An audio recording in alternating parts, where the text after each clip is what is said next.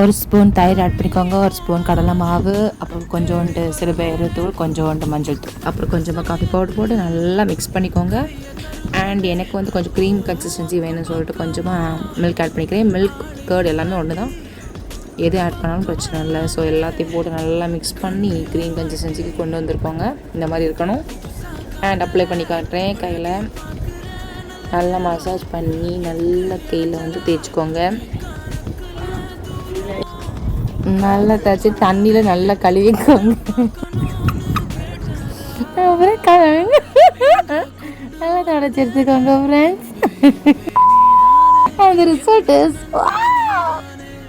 நைஸ்ல மக்களே. Just for instant glow. இது ஏதாவது ஒன் டே மேரேஜ் ஃபங்க்ஷன் ஏதாவது போனீங்கன்னா அவசரமாக ஏதாவது பேக் போடணும்னு நினச்சிங்கன்னா இதை போட்டுக்கோங்க. வேலை நடைங்க. பாய் பாய்.